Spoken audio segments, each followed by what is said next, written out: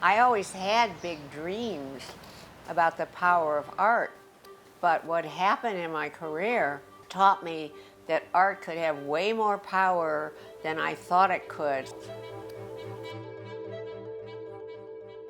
I wanted people to be able to understand my work. I did not understand that in doing that, I was going up against the art world.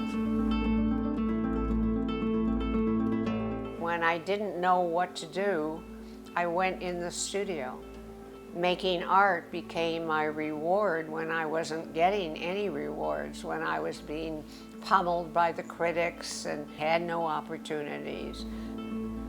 It's very difficult to realize that it was less than 4.5 months ago that we were in Paris, involved in what was the greatest creative opportunity of my life.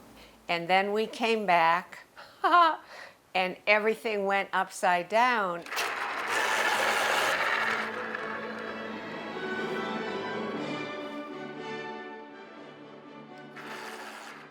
I moved my office into my studio downstairs.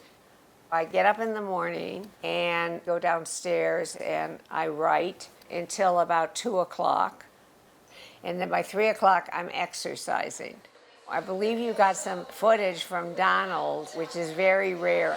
Not bad for 80, huh? I've designed a mass that we're producing both for Turner Carroll and through the Flower Art Space. Like all arts organizations, you know, everything came to a screeching halt.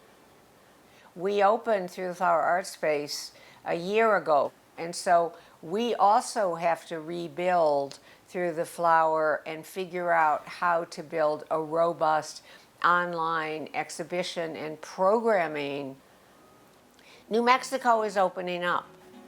Tuesday of this week, I spent in Santa Fe because my Santa Fe gallery, Turner Carroll, and I curated a show called Solstice as part of the Create Art for Earth effort. And we got 3,000 submissions.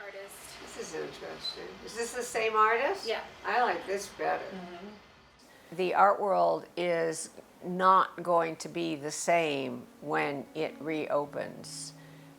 Art somehow lost its roots in what I believe art is about, which is meaning. Is there a way to rebuild the relationship between art and community? I try to be optimistic. It's because I am, a student of history, and I know that out of some of the darkest times historically, change happened. I am given hope by the rising up of all these young people that this will cause radical change. And I hope change will come to the art world as well.